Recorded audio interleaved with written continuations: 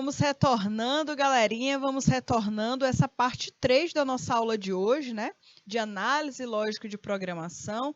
Nós estamos falando sobre a linguagem C, e aí gostaria de receber todos vocês que estão entrando agora. Eu sou a professora Amanda Souza, sou uma das professoras do curso técnico de informática, e hoje, né? Essa agora é a nossa última aula antes do recesso aí de férias, tá? Para vocês aí ficarem aí um pouquinho descansados, né? E aí, galerinha, na aula de hoje nós estamos falando sobre as estruturas que fazem parte da linguagem C. A linguagem C é uma linguagem muito importante. Durante essas últimas semanas, nós estamos falando especificamente sobre essa linguagem. Chegou o momento mais prático da nossa disciplina, que é a gente focar em uma linguagem específica de programação. Então, eu preciso muito da dedicação de vocês, porque a dedicação de vocês é que vai fazer vocês tomarem um novo rumo no curso técnico, sabe? Existem momentos específicos no curso técnico que o professor ele não consegue caminhar por vocês. Vocês precisam caminhar com as próprias pernas. E esse primeiro passo que vocês precisam começar a dar para vocês terem um bom rendimento, um bom aproveitamento, uma boa evolução no curso técnico, é treinar lógica de programação. Por quê, pessoal? Vocês podem ir para diversas áreas da atuação da área da informática. Eu já conversei com vocês que existem muitas áreas da informática que vocês podem trabalhar, né? Eu mesmo, durante muitos anos, depois que eu me formei, eu trabalhei muito no setor administrativo. Trabalhei muito no setor administrativo voltado para as áreas da informática, mas na área administrativa. Depois eu entrei na área da robótica, né? Eu trabalho com robótica educacional e também entrei na área da educação voltado, né? Para a parte da informática. Então, pessoal, existem diversas áreas. Existem áreas de programadores, né? Tem amigos meus que estudaram comigo que eles sempre tiveram uma grande identificação com a programação. E eles seguiram esse ramo, eles seguiram esse caminho. Outros se adequaram muito mais com a manutenção de computadores. Outros se adequaram muito mais com a parte de TI, né, de ser aquela pessoa que fica dentro lá de um CPD, como a gente chama, que é a sala dos computadores de uma empresa, onde tudo é monitorado e organizado por aquela pessoa que é o TI, por exemplo. Por exemplo, nesse caso aqui agora, né? Eu estou aqui no estúdio de TV, então tem muitos profissionais que trabalham no estúdio da TV que são profissionais da área da tecnologia. Então, galerinha, existem várias áreas de atuação. Só que para que vocês possam se descobrir também, né? Vocês precisam também possibilitar a cuca de vocês a entender qual é a área que vocês mais se identificam. Se identificar é diferente de não ter dificuldade, tá? Não tem nada a ver uma coisa com outra. Ah, essa disciplina é difícil, estou tendo um pouco de dificuldade, então eu não me identifico. Não é isso, galerinha. Qualquer área de atuação na vida profissional tem desafios. Existem dificuldades, tá? Porque é uma área nova, é uma área profissional. Vocês não estudam lógica de programação desde os 3 anos de idade. Assim que vocês aprenderam a ler e a escrever, vocês aprenderam a programar. Não foi assim, tá? Então, é uma área nova, que requer tempo, que precisa de paciência, mas também de muita dedicação. Então, sempre que é possível, eu tento retomar muitos conteúdos que eu acho importante, para vocês refrescarem a mente de vocês. Mas, se eu faço a minha parte do lado de cá, e se vocês não fizerem a parte de vocês do lado de lá, fica difícil de vocês evoluírem. Certo? Porque sabe aquela tal da famosa bola de neve que muita gente fala? Que aí fica desse tamanhinho, pequenininho, aí a gente vai acumulando e vai crescendo, vai crescendo, vai crescendo, vai crescendo, vai crescendo. Se a gente ficar deixando conteúdo acumulado, essa bola de neve vai crescendo e cada vez mais você tem mais conteúdo que você não estudou, que você não assistiu a aula, que você não fez exercícios. E uma das matérias, eu não vou ficar puxando sardinha para o meu lado, né? Porque, querendo ou não, eu posso, talvez, no próximo módulo, dar uma matéria totalmente diferente para vocês. Mas, galerinha, a disciplina de análise e lógica de programação é uma disciplina que é extremamente importante para um curso de informática. Não importa se é o curso de informática, se é um técnico de informática ou se é um curso superior. Não importa. Eu falo isso para vocês porque eu tenho os dois. Eu tenho um técnico em informática e tenho também, sou formada em ciência da computação. Quando eu fui para a universidade, todas as disciplinas que eu paguei na universidade, eu já tinha visto no curso técnico. Então, essas disciplinas que vocês estão vendo são disciplinas que são vistas também lá no curso superior da área da computação. Então, é uma área profissional, galerinha. Eu preciso que vocês se dediquem, certo? Então, eu estou reservando esse momentinho aqui inicial da nossa última aula antes das férias, entre esse período aí do descanso, para justamente vocês, né, retomarem um pouquinho do fôlego e também voltarem com uma outra expectativa, né, com outro pensamento sobre o curso técnico. Certo? E eu sei que vocês se dedicam, eu sei que vocês se empenham, né? Eu sei que existem todas as dificuldades entre também estudar para o ensino médio, estudar para o curso técnico, mas nunca ninguém falou que era fácil, né? Realmente não é fácil, mas, pessoal, é algo que vai trazer uma grande oportunidade para vocês no futuro. Tem momentos na nossa vida que a gente precisa parar, tá? Parar e enxergar os desafios e as dificuldades de hoje como uma forma de colher bons frutos no futuro, certo? E vocês estão de parabéns, porque vocês já começaram, né, dar um passo. Quantos colegas de vocês não estão fazendo curso técnico? Quantos colegas de vocês que vocês conhecem, alguns não têm essa oportunidade e outros têm a oportunidade, mas não quiseram acolher essa oportunidade? Então, diante de todos esses, vocês já estão à frente, porque vocês estão se possibilitando, né, possibilitando a se desafiar cada vez mais.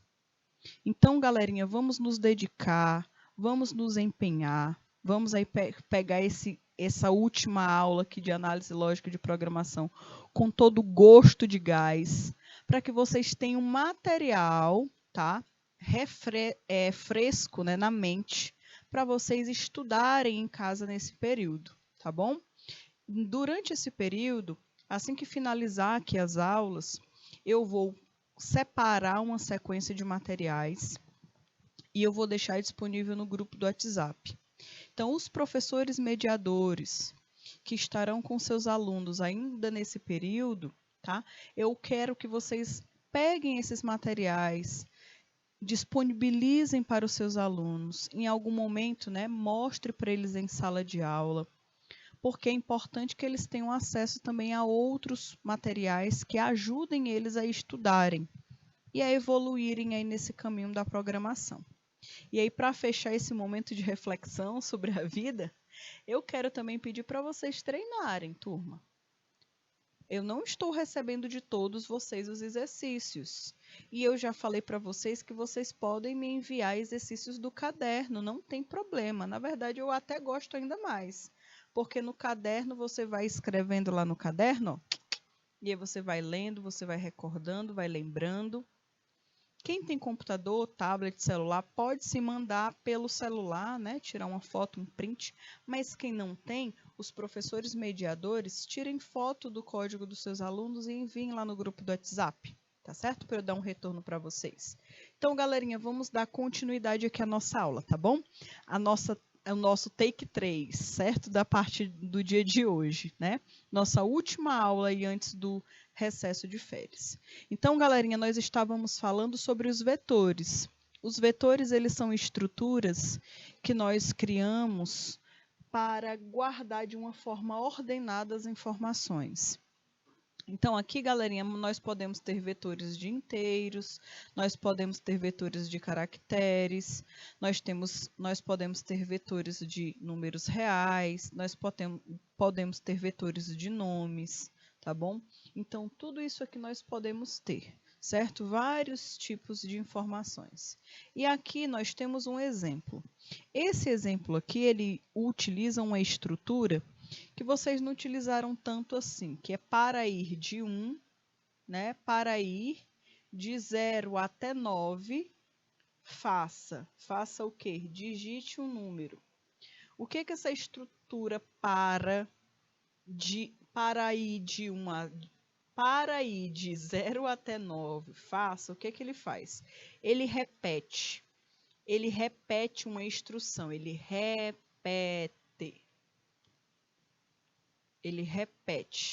Vou colocar aqui não, porque senão vai ficar ruim para vocês visualizarem. Ele repete essa instrução várias e várias e várias vezes. Quantas vezes que ele vai repetir? Ele vai repetir de 0 a 9. Quantas vezes é? Qual é o número? Quantos números que existe de 0 a 9? São 10. Então, ele vai repetir isso 10 vezes. Escreva, digite o número na posição I. Então, ele vai modificar, ele vai repetir. Leia para um vetor 10 números digitados pelo usuário, depois imprima todo o vetor. Então, ele vai digitar 10 números, vai guardar cada número em um local do vetor e depois ele vai mostrar todas as informações do vetor. Esse código aqui, essa programação, ela está em pseudocódigo. Agora, nós iremos visualizá-la em C.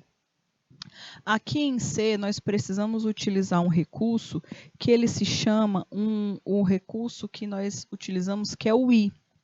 Esse I, eu também gosto de chamar ele de contador, sabe? Eu gosto de chamar ele de contador porque ele ajuda que a gente compreenda qual é o papel do I. O I, ele vai contar quantas repetições já foram feitas. Ele vai definir isso. Eu estou na repetição 0, então é a primeira. Estou na repetição 1, é a segunda. Por quê? Porque a gente está falando de vetor. E quando nós estamos falando de vetores, certo? O índice, no caso a posição, começa com 0, depois vem para o 1, para o 2, para o 3, para o 4. O 0 está em qual? Na primeira. O 1 está em qual? Na segunda. O 2 está em qual? Na terceira. O 3 está em qual? Está na quarta. Então, esse I, ele vai mudando de valor ao longo do programa. O I primeiro é 0. Ou seja, significa que a informação está sendo armazenada aqui. Depois, ele vai ser incrementado, mais, ou seja, esse I deixou de ser 0 e virou 1. Quando ele se tornou 1, a informação vai ser guardada na próxima parte do vetor. Aí, o que acontece? Ele incrementa de novo. Ele de 1 passou para 2. Agora, ele não está mais nesse vetor aqui. Ele vai armazenar agora a informação nessa próxima parte. E assim sucessivamente. Até quando? Até o I for menor ou igual a 9. Tá bom? Por quê? Porque ele só tem 10, 10 informações. Se ele só tem 10 informações, ele vai de 0 a 9. Então, quando o I se transformar em 9, é o momento que ele vai parar. Ele para de executar esse programa e aí ele não funciona mais. Ou seja, ele sabe que chegou o final do vetor, tá? Que a gente chegou até a última parte, que é a parte 9. Então, é 5, 6, 7, 8 e aí chegou na 9 também. Então, ele sabe que quando o I tiver o valor 9, ele sabe que já foi armazenado todos os espaços do meu vetor, tá bom? É isso que o I serve. Ele é um contador, ele conta quantas repetições já foram feitas, tá? Estou tentando falar dessa forma para ficar mais fácil para vocês entenderem qual é o papel do I. Aí vocês podem estar preocupados. Professora, a gente não fez tantos exemplos assim com o for. Não se preocupem. Quando nós retornarmos, né, desse recesso das férias, nós teremos aulas específicas onde nós iremos trabalhar mais a fundo essas estruturas de repetição, essas estruturas que são chamadas também de condicionais, tá? Estruturas de repetição. Nós vamos falar ainda do while, nós vamos falar do for, nós vamos falar do if. todas essas estruturas nós iremos estudar de uma forma mais direta, sabe? Nós estamos falando ainda sobre uma introdução. Aqui a gente está conversando de uma forma de introdução a essas estruturas. Quando nós retornarmos do período das férias, nós iremos falar de uma forma mais direta sobre essas estruturas, tá certo? Utilizando também a manipulação de vetores, tá?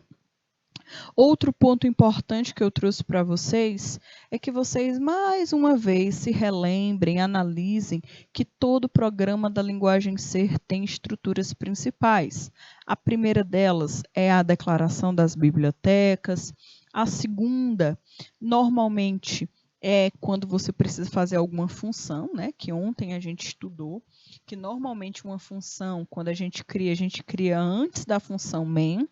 Tá? Aqui é uma das funções, né? A função soma, que eu até pedi para vocês hoje criarem, trazerem aí, eu até pedi para vocês me entregarem, certo? 4 funções com operações aritméticas. A função soma, a função subtração, a função multiplicação e a divisão. Eu pedi para vocês ontem, tá? Então, ó, muitos de vocês ainda não enviaram. Alguns alunos já me enviaram, só que me enviaram no pessoal. Então, eu queria pedir para os alunos que estão me enviando as funções que escreveram diretamente para o grupo, tá? No grupo, para motivar também os seus colegas a responderem às atividades também, tá bom?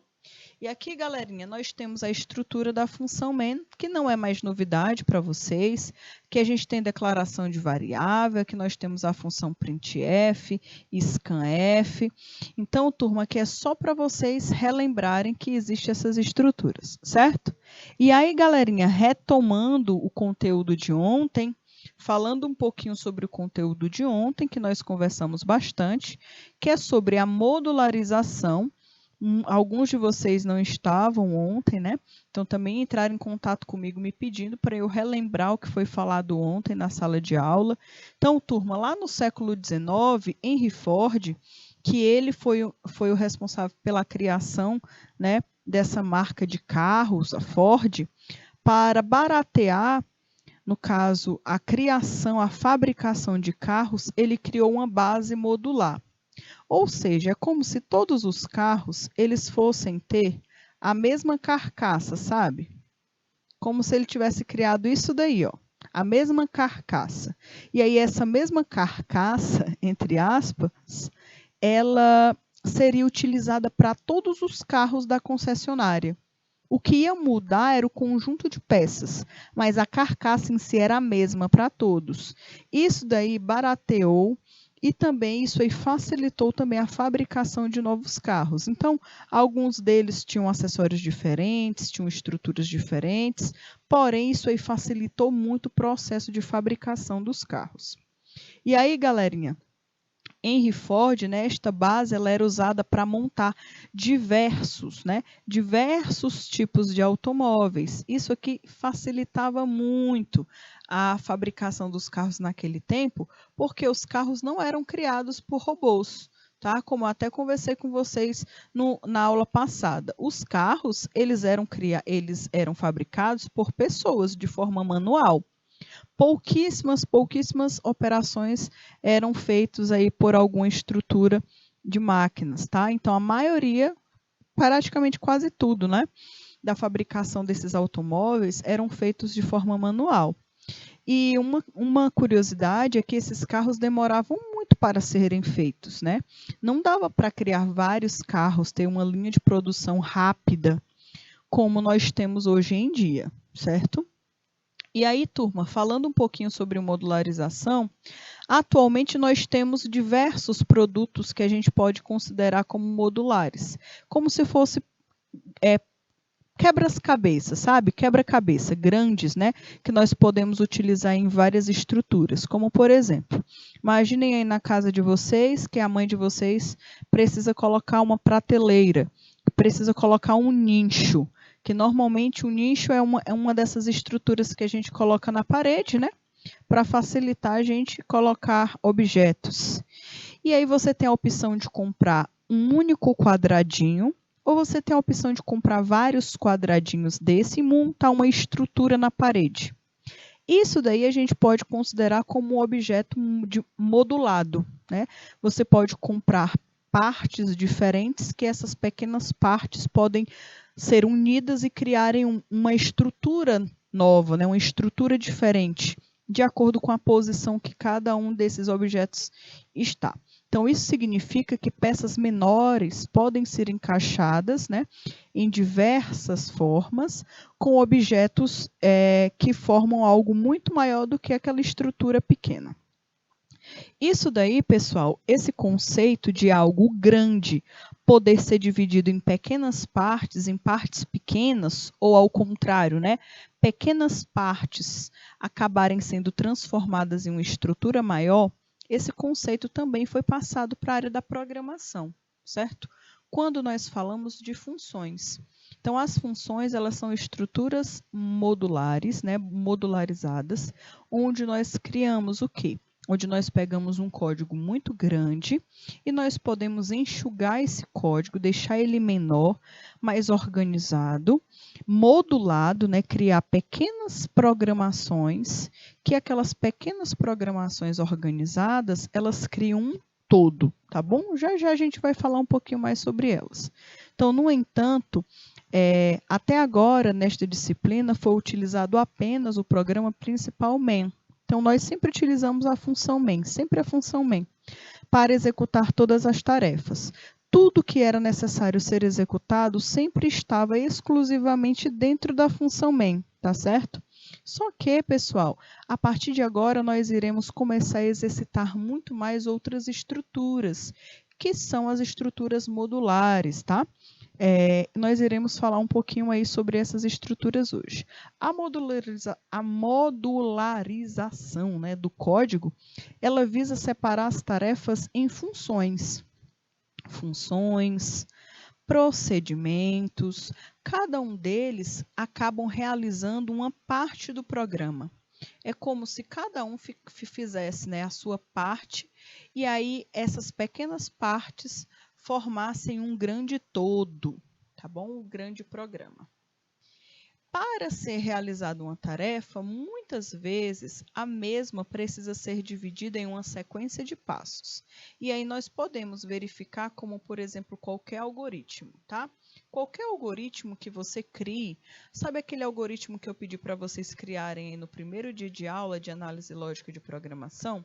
Quando eu pedi para vocês criarem um algoritmo de casa para a escola, para vocês criarem aí um passo a passo de todos os passos que vocês faziam desde o acordar até chegar na escola. Isso daí, pessoal, vocês pegaram um todo, né, que é sair de casa e chegar na escola, e vocês dividiram em pequenas partes pequenas, né? Em pequenas partes pequenas, em várias partes pequenas, onde vocês conseguiram enxergar melhor o todo.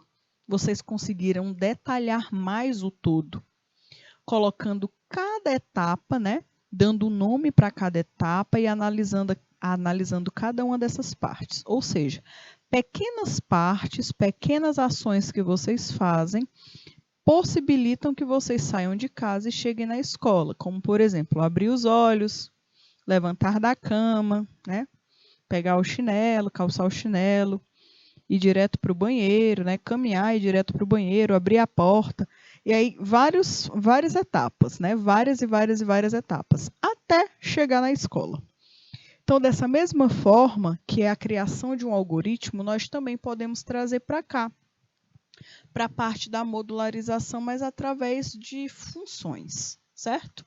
Conforme a tarefa vai crescendo, conforme uma tarefa ela vai crescendo, conforme um algoritmo ele vai crescendo e se tornando maior, se tornando mais complexo, surgem situações a serem resolvidas, né? De forma que o problema ele possa ser solucionado. Então, sempre o objetivo é a solução do problema.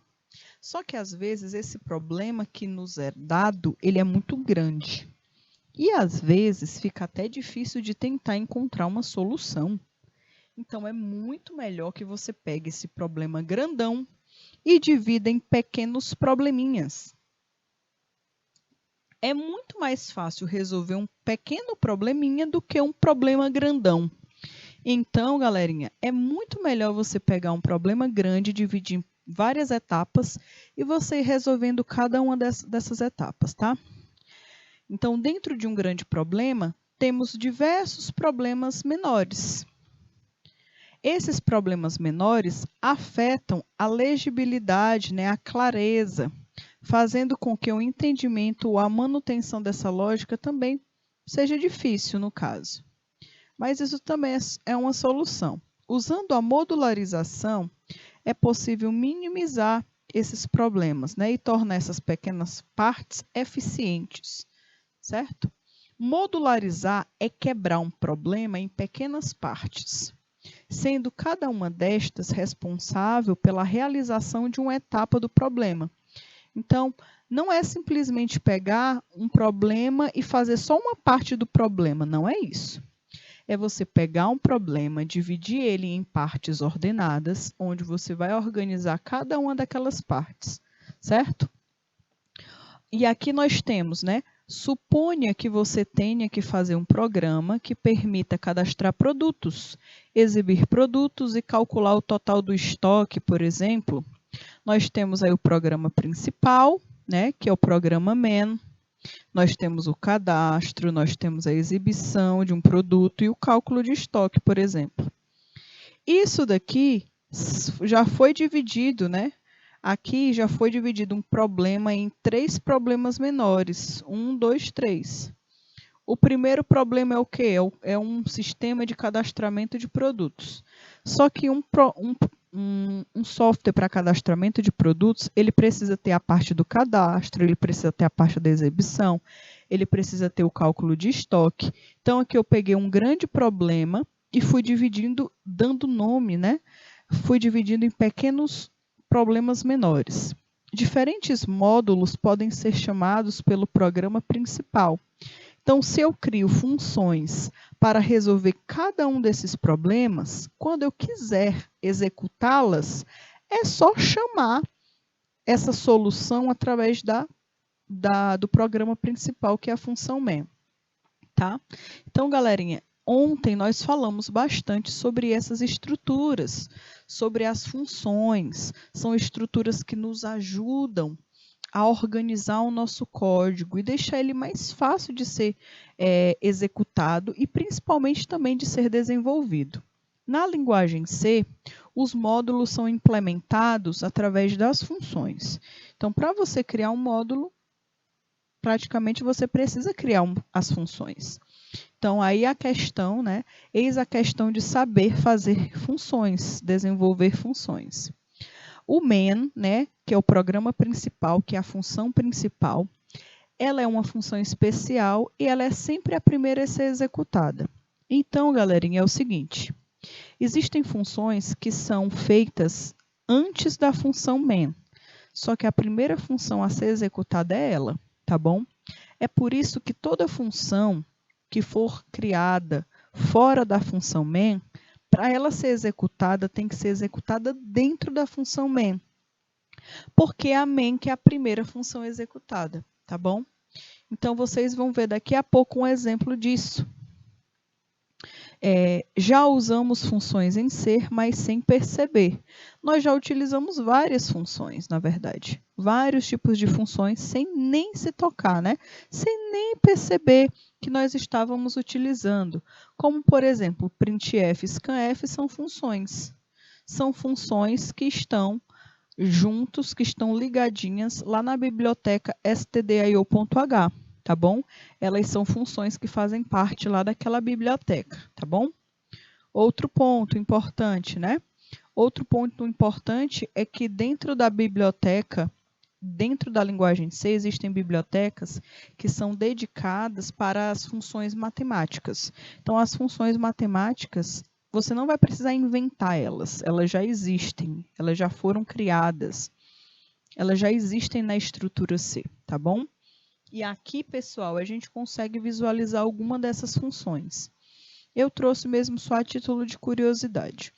Em algum momento, se nós formos utilizar alguma dessas funções, eu vou trazer e vou lembrar, olha, pessoal, Sabe, essa daqui é a função do cosseno de x, né?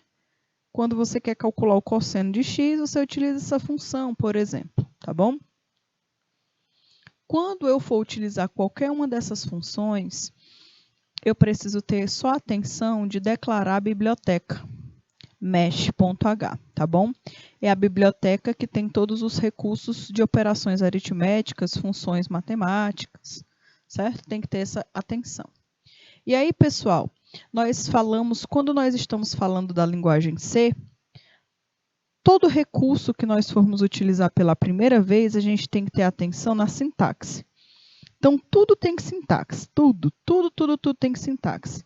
E na linguagem C não é diferente, tá bom? Essa linguagem C bem aí, a função, ela tem uma sintaxe específica que a gente precisa respeitar, tá certo? Primeiro ponto, a gente precisa definir o tipo da função. Aqui é o tipo que ela vai retornar, o tipo de dado que ela vai retornar.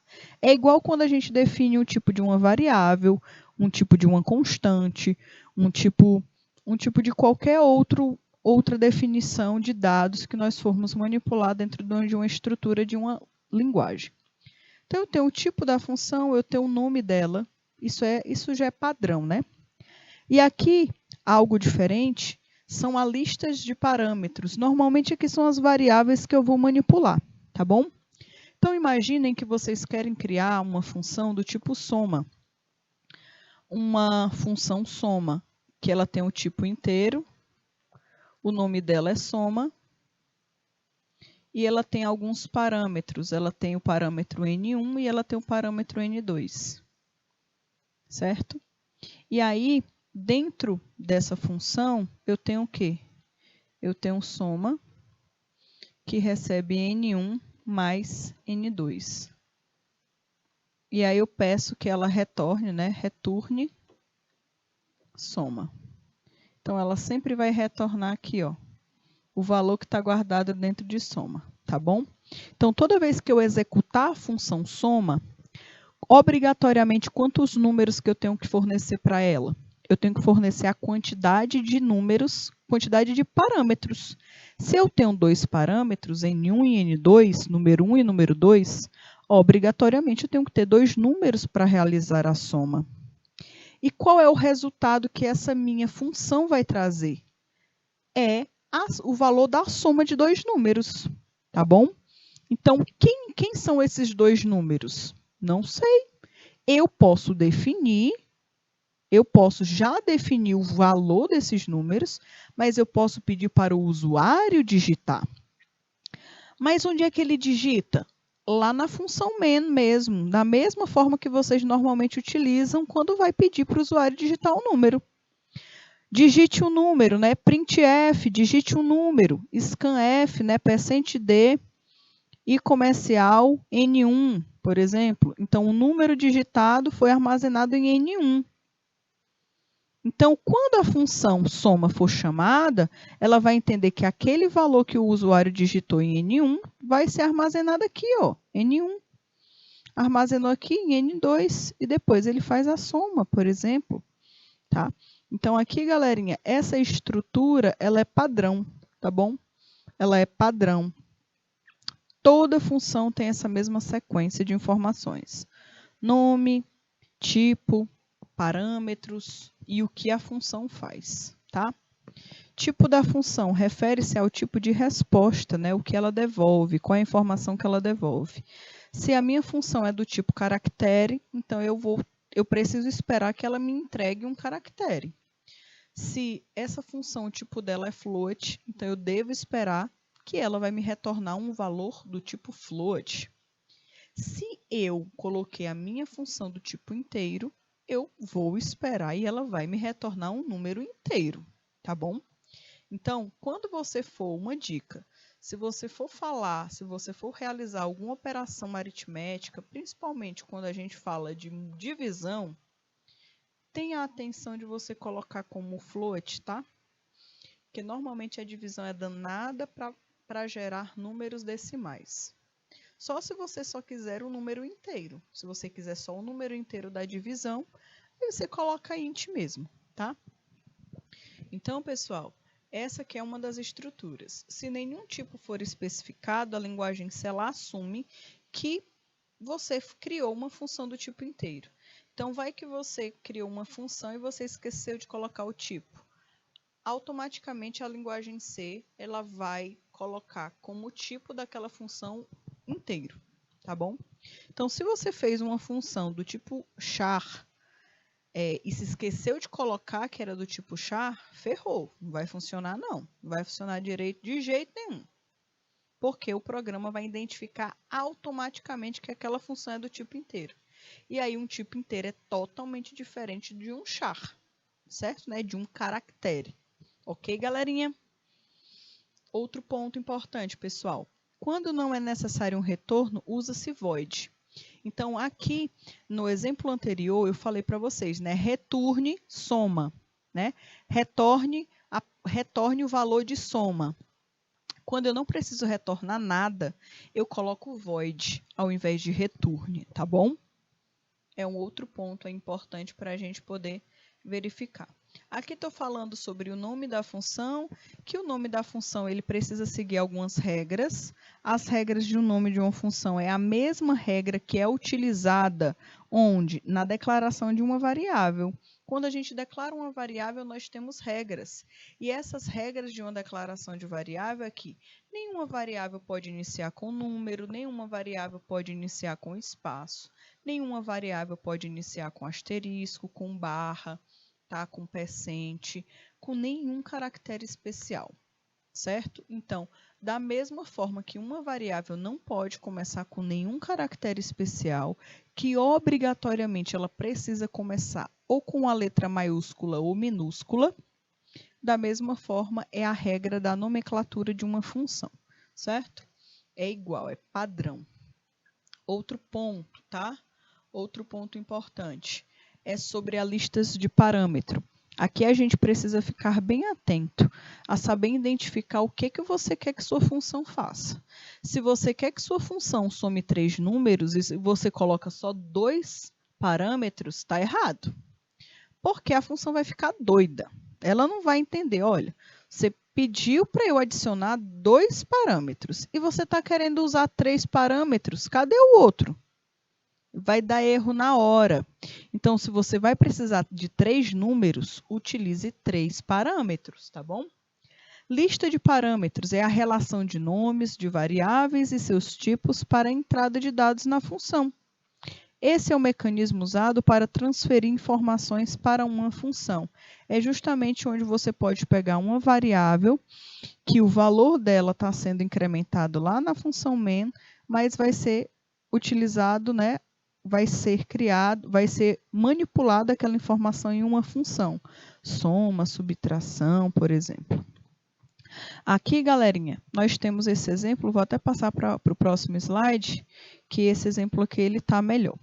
Olha aqui, nós temos, no caso, a inclusão da biblioteca stdio.h, e aqui eu tenho a declaração da minha função. Percebam uma coisa importante.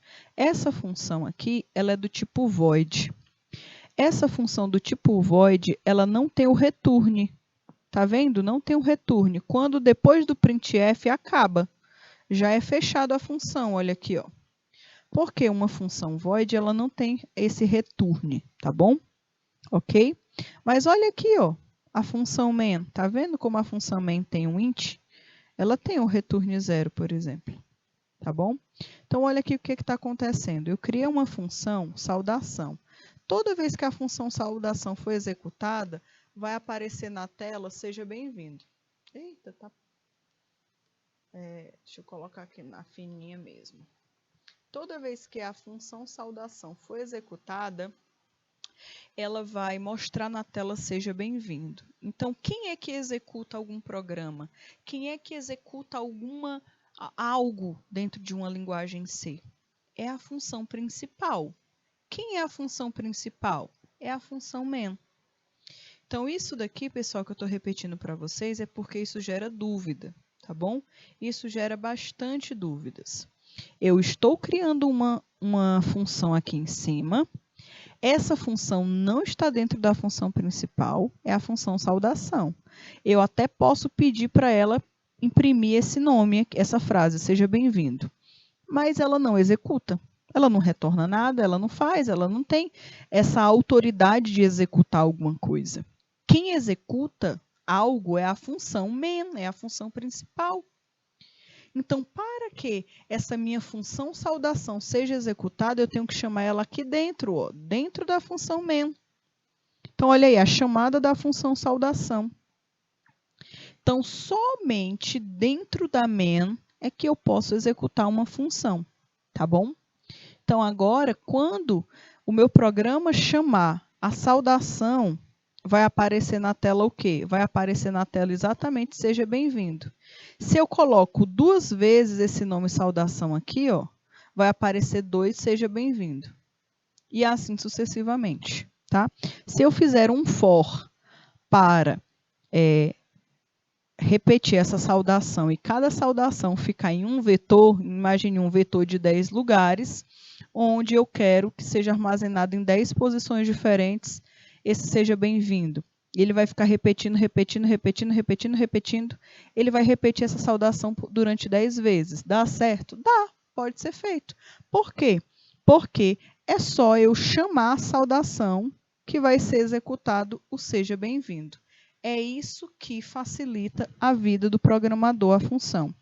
Ela facilita a vida do programador porque o programador não precisa ficar repetindo esse monte de código.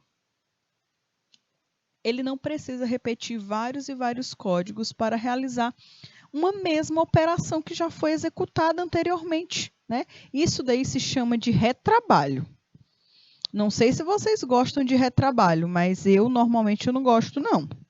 Né? Eu não sei se vocês gostam de fazer um trabalho que já foi feito. Eu acho que o pessoal que desenvolveu isso daí não gostava também não, certo? Então, pessoal, da mesma forma que não é legal assim o retrabalho, galerinha também da programação pelo jeito não gosta não. Então, eles criaram as funções. Já criei a função uma vez? Criei, então eu só vou chamar ela quantas vezes eu precisar, tá? É isso que a função faz. Aqui nós temos a função soma. Então, toda vez que eu precisar somar 2 números, eu não preciso ficar criando, né? F1 mais F2, F1 mais F2, F1 mais F2. Não preciso. Eu crio uma soma, a função soma, que está aqui, é tudo isso aqui, a função soma. Ela é do tipo inteiro, ela tem 2 dados, o F1 e o F2, todos eles são inteiros. E aqui dentro da função soma foi criada uma variável local. Essa variável local também nós conversamos ontem. Ela só existe, ela só pode ser executada dentro dessa função. Se foi criada uma variável dentro da função, ela só pode ser usada dentro da função, tá bom? Então aqui, pessoal, eu tenho, né, S que recebe quem? F1 mais F2. E olha aqui.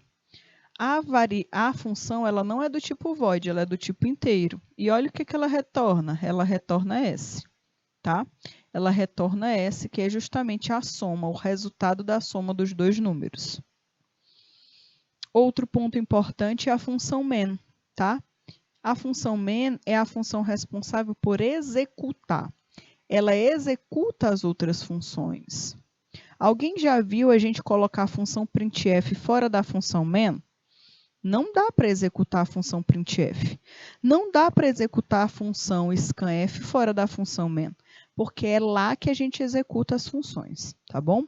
Aqui dentro da função main foi criado uma variável resultado, e aqui resultado ele recebe o quê? Recebe a soma, né? Ele recebe justamente, ó, a soma, né? A função soma. Ele fala, olha a função soma, eu estou enviando para você 2 argumentos, 2 parâmetros no caso. O primeiro parâmetro é o 2 e o segundo parâmetro é o 4. Então, obrigatoriamente, o 2 ficará armazenado na variável F1 e o 4 ficará armazenado na variável F2. Assim, você pode utilizar, né, toda a sua operação que está dentro da sua função. Que vai ser o quê? Pegar F1 mais F2, armazenar dentro de S, ok? Então, olha aqui, galerinha. Esse resultado ele vai ficar dentro da variável resultado. E quem é que é mostrado na tela para o usuário? É a variável resultado. É ela que está sendo mostrada na tela, não é a função soma, não é a variável s. Aí vocês podem se perguntar, mas por que não foi printado a variável s logo aí? Porque a variável s só pode ser usada dentro da função soma, não pode ser usado pela função main. E nós falamos ontem, né, sobre isso, variáveis locais, variáveis globais. Eu até falei para vocês também de ter o cuidado, né, da criação de muitas variáveis globais, porque as variáveis globais elas podem sair do nosso controle, a gente pode perder o controle, não saber quem é que está armazenando a informação, qual é o dado que está naquela variável naquele momento. Então, quando a gente cria variáveis locais, a gente sabe que aquele valor está sendo armazenado naquele local específico, ok? E aí, ó, nós temos, né, a diferença entre a definição versus a chamada de funções. Quando nós estamos definindo uma função, a gente está criando uma função. Esse primeiro termo aqui, definição, ele está sendo realizado nessa parte de cima, ó. Aqui eu estou definindo, eu estou criando a minha função.